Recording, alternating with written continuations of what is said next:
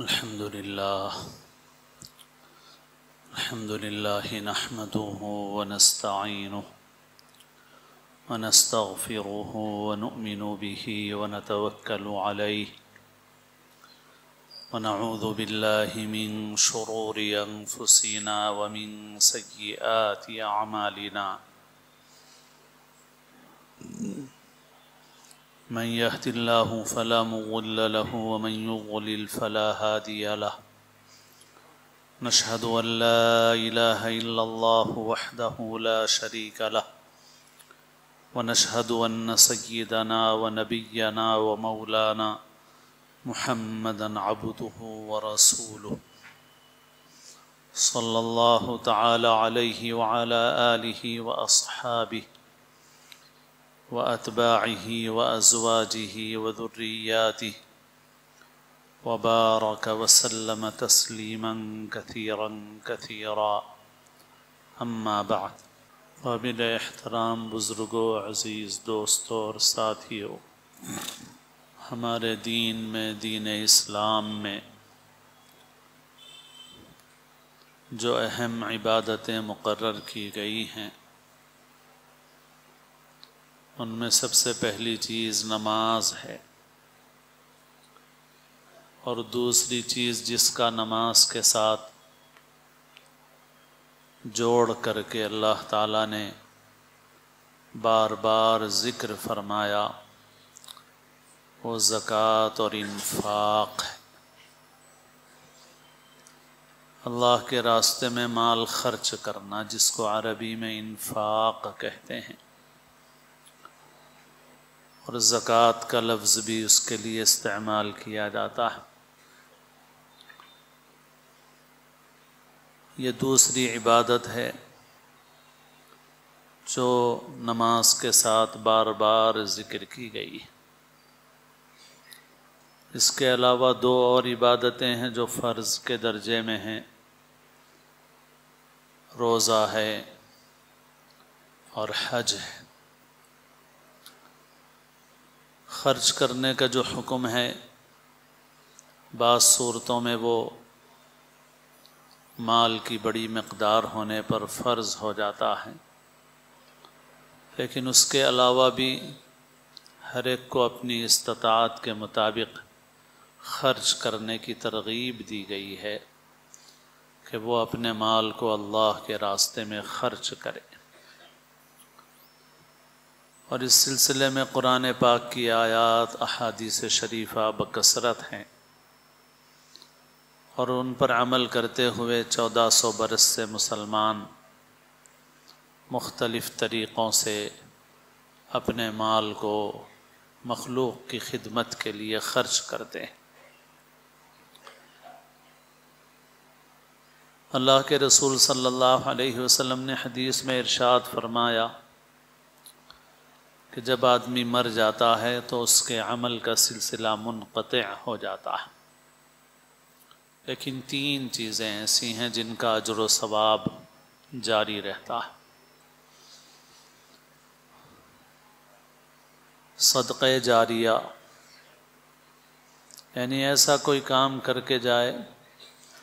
کہ جو اس کے لیے جاری رہنے والا صدقہ بن جائے۔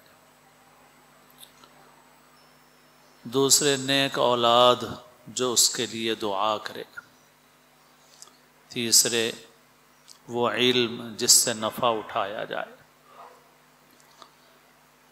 مثلا دوسروں کو تعلیم دی اور ان کے ذریعے سے تعلیم کا سلسلہ آگے چلتا رہا،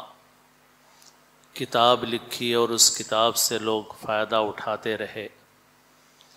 تو جب تک لوگ اس کے علم سے، اس کی کتاب سے فائدہ اٹھاتے رہیں گے اس کا ثواب اس کو ملتا رہے گا۔ صدقہ جاریہ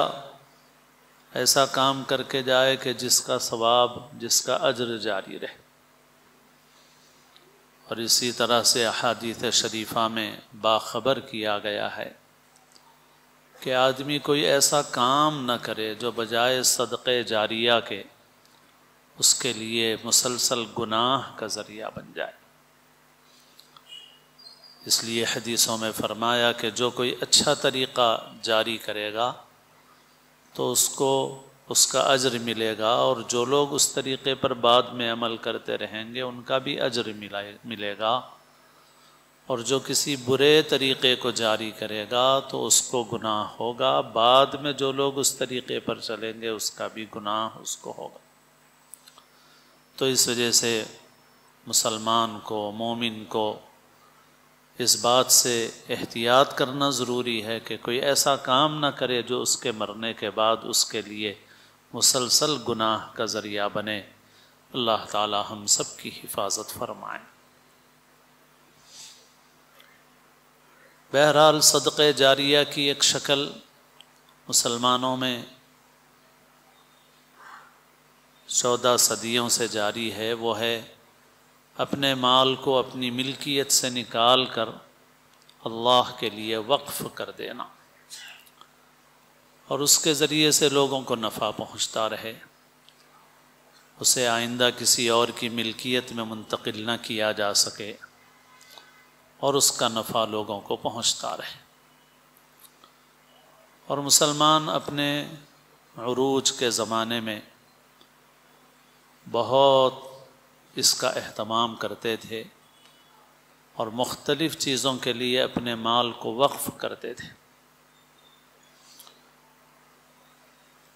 ہمارے ملک میں بھی ہمارے بڑوں نے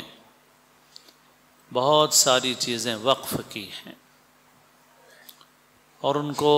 ملت کے اور انسانیت کے نفع کے لیے انہوں نے اپنی ملکیت سے خارج کر کے اللہ کے لیے وقف کر دیا۔ اس وقت ہمارے ملک میں کچھ حالات ایسے ہیں کہ جو قوانین بنائے جا رہے ہیں ان کے متعلق مسلمانوں کو بہت اندیشہ اور ڈر ہے، اور اس کی وجوہات بھی ہیں کہ ایسے قوانین بنائے جا رہے ہیں جس سے ہمارے بڑوں کی وقف کی ہوئی یہ جائیدادیں، یہ چیزیں کمزور پڑ جائیں گی، ان کا نفع محدود ہو سکتا ہے، خطرے میں پڑ سکتی ہے۔ اسی لیے بڑوں کی، رہنماؤں کی ہمارے ہدایت ہے کہ اس سلسلے میں لوگوں کو آگاہ اور باخبر بھی کیا جائے تاکہ رائے عامہ اس سلسلے میں بیدار ہو۔ مثلا جو قوانین بنائے جا رہے ہیں، زیر غور ہیں، ترمیم کی جا رہی ہے، اس میں کئی ایک چیزیں ایسی ہیں کہ جس سے نقصان پہنچ سکتا ہے۔ بہت سی چیزوں کو محدود کر دیا جا رہا ہے، اس کی تفصیلات ہیں، اور اس سلسلے میں بہت سا مواد آپ کو مختلف سطحوں پر دستیاب بھی ہوگا۔ مثال کے طور پر یہ کہ کوئی آدمی اگر وقف کرے تو اس کا وقف اسی وقت معتبر ہوگا جبکہ کسی خاتون کا، عورتوں کا کوئی حق متاثر نہ ہو رہا ہو۔ تو ملک کے اندر حالانکہ دوسرے بعض مذاہب کے لوگوں کے لیے ایسے قوانین موجود ہیں کہ اگر وہ صرف یہ وصیت کریں کہ میرے بیٹوں کو ملے گا، بیٹیوں کو نہیں ملے گا، تو ان کی وصیت معتبر ہو جائے گی، بلکہ وہ اپنی اولاد میں سے یا کسی کے لیے بھی، کسی ایک دو کو بھی نامزد کرے گا کہ ان کو یہ دے دیا جائے تو قانونی طور پر وہ معتبر ہے۔ تو وہاں پر حکومت کوئی ایسا قانون نہیں بناتی کہ چونکہ آپ بیٹیوں کو نہیں دے رہے ہیں اس لیے آپ کی وصیت نہیں چلے گی۔ تو ان کے پاس تو ایسے قوانین ہیں، تو یہاں پر ایک طرح سے رکاوٹ پیدا کی جا رہی۔ کوئی آدمی وقف کرے گا اور اس کے خاندان کے کچھ افراد کہیں گے کہ بھائی ہماری حق تلفی ہوئی ہے، تو وہ وقف خطرے میں پڑ جائے گا۔ آدمی اپنی زندگی میں اپنے مال کا اختیار رکھتا ہے، وہ اپنی زندگی میں اپنا مال کار خیر میں خرچ کرنا چاہے تو اس معاملے میں وہ آزاد ہے۔ ہاں اس کے بعد اس کا مال، میراث کا مال ترکے کے احکام کے مطابق وہ تقسیم ہو جائے گا۔ بہرحال اسی طرح کئی ایک قانونی پہلو ہیں، اللہ کرے کہ یہ ترمیمات پاس نہ ہوں اور ملت کی حفاظت ہو سکے اور ملک کی حفاظت ہو سکے، کیونکہ ناانصافی ایسی چیز ہے کہ ناانصافی کا نقصان کسی ایک ہی کمیونٹی کو نہیں پہنچے گا، ناانصافی کا نقصان پورے ملک کو ہوگا، تمام افراد کو ہوگا۔ جیسے مثال دی جاتی ہے کہ کشتی میں 2 منزلیں ہوتی ہیں، ایک اوپر کی سطح ہوتی ہے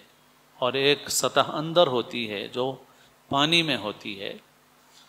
تو نیچے کی سطح میں جو لوگ رہتے ہیں، گویا کشتی کا سلار اور تہخانہ کہہ لیجیے آپ اس کو، وہ اوپر گراؤنڈ فلور جو چھت ہوتا ہے اس کے اوپر آتے ہیں، وہاں سے پانی لیتے ہیں۔ تو اگر کوئی نیچے رہنے والا نیچے سوراخ کر دے تاکہ نیچے ہی سے پانی لے اور اوپر والے اس کو نہ روکیں، تو ایسا نہیں ہوتا کہ صرف نیچے کی منزل ڈوبتی ہے، بلکہ ساری کی ساری کشتی اور جہاز ڈوب جاتا۔ ایسے ہی بدعنوانی، ناانصافی، ظلم جب سماج میں ہوتا ہے، کسی کے ساتھ ایک پیمانہ اور دوسرے کے ساتھ دوسرا پیمانہ ہوتا ہے، تو ظاہر ہے کہ اس کے نتیجے میں سب کو نقصان پہنچتا ہے۔ تو بہرحال اللہ سے دعا ہے کہ اللہ تعالی ہمارے ملک کی پوری حفاظت فرمائے، ہمارے ملک میں امن و امان باقی رہے اور ہمارے اوپر ایسے حکمران ہوں جو انصاف کرنے والے ہوں، اور ہمیں اللہ کی طرف رجوع اختیار کرنا چاہیے، کیونکہ احادیث سے معلوم ہوتا ہے کہ ہمارے اعمال کے اعتبار سے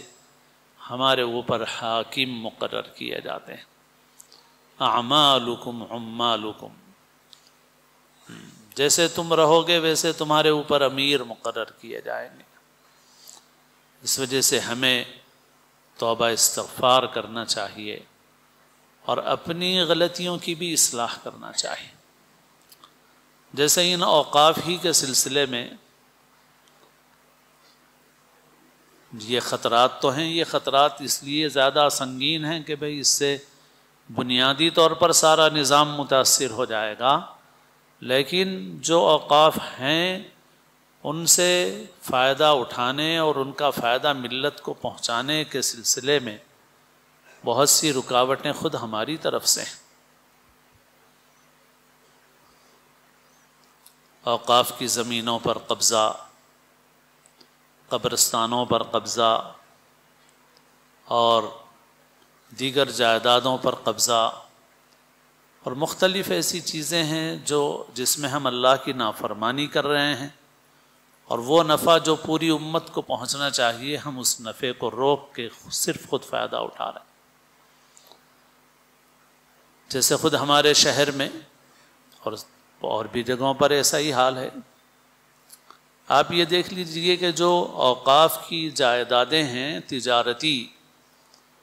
بہت قیمتی جائیدادیں ہیں اور ان کے بہت بڑے بڑے کرائے، اور وہاں کی مارکیٹ ویلیو کے اعتبار سے بہت بڑا کرایہ اس کا آتا ہے، لیکن لوگ اس ملگی کا جس کا وہ خود کسی اور کو دے کر 50,000 روپے کرایہ حاصل کر رہے ہیں، وہ خود 1,000 روپے کرایہ دے رہے ہیں، اس کا 2,000 روپے کرایہ دے رہے ہیں اس کا، اور انہوں نے خود کسی اور کے حوالے کر دیا اور اس سے وہ 50,000 روپے کرایہ حاصل کر رہے ہیں۔ ظاہر ہے کہ ہم خود بھی اللہ کی نافرمانی کر رہے ہیں، پوری ملت کا حق ہے وہ۔ عموماً یہ جائیدادیں مسجدوں کی بھی ہیں، اور ایک اور پہلو بھی ہے، وہ یہ ہے کہ جن مساجد کے پاس آمدنی ہے وہ کرایہ جتنا بھی مل رہا ہو، لیکن ماشاءاللہ اتنی جائیدادیں ہیں کہ ان جائیدادوں سے ماہانہ لاکھوں روپے آ رہے، مارکیٹ ویلیو سے کم ہوتے ہوئے بھی بہت کچھ جمع ہو رہا ہے، لیکن بیشتر ذمہ داران اس کو بینک میں رکھے ہوئے ہیں۔ کہیں کہیں پر تو بدعنوانی ہے کہ آپس میں بانٹ لیا، گڑبڑ کر دی، کہیں وہ نہیں کیا تو بینک میں رکھ دیا، بینک میں 25 لاکھ روپے، 30 لاکھ روپے، 40 لاکھ روپے برسوں سے رکھے ہوئے ہیں، اور ذمہ داران بڑے فخر سے بولتے بھی ہیں کہ ہماری مسجد کا مالیہ بہت اچھا ہے، 40 لاکھ روپے رکھے ہوئے ہیں۔ کیا فائدہ ہے اس کا ملت کو؟ آپ کے 30-40 لاکھ روپے بینک میں پڑے ہوئے ہیں تو فائدہ تو بینک کا ہو رہا ہے، ملت کا کیا فائدہ ہو رہا ہے؟ اور ظرف نہیں ہے، حوصلہ نہیں ہے مال خرچ کرنے کا، کس پر؟ جن کا حق ہے۔ علماء سے معلوم کریں، اور مسجدوں کی خدمت کی جا سکتی ہے یا نہیں کی جا سکتی ہے ایسے حال میں؟ دیہاتوں کی مسجدوں کی خدمت کی جا سکتی ہے یا نہیں کی جا سکتی؟ معلوم کرو علماء سے، خرچ کرو، مگر نہیں کرتے۔ اور پھر کبھی کبھی تعمیرات میں خرچ کرتے ہیں اور خوب خرچ کرتے ہیں۔ تو چند مہینے پہلے میں نے تعمیر مساجد پر 2 جمعہ میں گفتگو کی تھی، اس میں نے ایک جمعہ تو صرف حدیثیں ہی سنائی تھی، میں نے اپنی طرف سے کوئی بات نہیں سنائی تھی، پھر دوسری جمعہ میں چند باتیں میں نے عرض کی تھی، اس میں نے تفصیل سے بتایا ضرورت کے لیے خرچ کرو، راحت کے لیے خرچ کرو، زینت کے لیے بھی ایک حد تک خرچ کر سکتے ہو، اچھا دکھنے کے لیے بھی ایک حد تک خرچ کر سکتے ہو، اس حد سے آگے بڑھ جاؤ گے تو پھر وہ نام و نمود ہے، صرف شان دکھانا ہے، اور وہ خرچ درست نہیں ہے۔ نئی نئی مسجدیں بنانے والے لوگ بھی بڑی بے اعتدالی کر رہے ہیں، بہت پیسہ لگا رہے ہیں بعض اوقات، حالانکہ ملت کی دوسری ضروریات ہیں جو اہم ہیں۔ تو بہرحال ہم لوگوں کی بھی بہت غلطیاں ہیں، بہت کوتاہیاں ہیں، اور پھر ہمیں اپنے بڑوں کے نقش قدم پر چلتے ہوئے، ہم میں سے اللہ نے جن کو مالی گنجائش دی ہے، قانونی اعتبار سے تحفظ کرتے ہوئے ان کو بھی نئے نئے اوقاف بنانا چاہیے، نئے نئے ٹرسٹ بنانا چاہیے، ایسی شکلیں بنانا چاہیے جس سے انسانیت کو، ملت کو فائدہ پہنچے، اور ہمارے مرنے کے بعد بھی اس کا ثواب ہمارے لیے جاری رہے۔ بہت سے لوگ ہیں مال کی بہت بڑی مقدار چھوڑ کے چلے جا رہے ہیں دنیا سے، اتنی مقدار ہے کہ ہم میں سے بہت سے عام لوگوں کو تو اس کے فیگر اور اس کی مقدار کا اندازہ بھی نہیں ہے۔ مالدار لوگوں میں بڑی تذکرے ہوتے ہیں کہ صاحب فلاں آدمی 100 کروڑ کا آدمی، فلاں آدمی 500 کروڑ کا آدمی، یہ مالدار لوگوں کی اصطلاحیں ہیں۔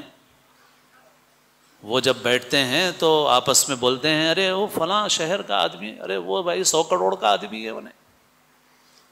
انہیں کتنے کا ہے؟ انہیں 500 کروڑ کا آدمی، انہیں 1000 کروڑ کا آدمی ہے انہیں۔ لیکن جب مر جاتا ہے انسان، 1 کوڑی بھی اس کی نہیں ہوتی، 1 کوڑی کا بھی نہیں رہتا، سوائے اس کے جو اللہ کے راستے میں خرچ کر کے آگے بھیج دیا، باقی کچھ نہیں ہے اس کا۔ ایک لاوارث فقیر، اس کی نعش فٹ پاتھ پہ پڑی ہوئی ہے، اور ایک 500 کروڑ 1000 کروڑ کا جو آدمی کہلاتا تھا اس کی نعش مردے خانے میں رکھی ہوئی ہے، دونوں میں کوئی فرق نہیں ہے۔ اس عالم سے نکل کے اس عالم میں پہنچ گئے، کوئی فرق نہیں ہے دونوں میں۔ بتاؤ کیا فرق ہے؟ بس عمل ہے اس کے ساتھ اس کا اپنا۔ یہ 100 کروڑ کا آدمی تھا، 1000 کروڑ کا آدمی تھا، اتنے شادی خانے تھے، اتنے بنگلے تھے، اتنی عمارتیں تھیں، اب کیا ہے اس کا اپنا؟ کچھ بھی نہیں ہے، 1 پائی 1 کوڑی بھی اس کی نہیں ہے، ختم۔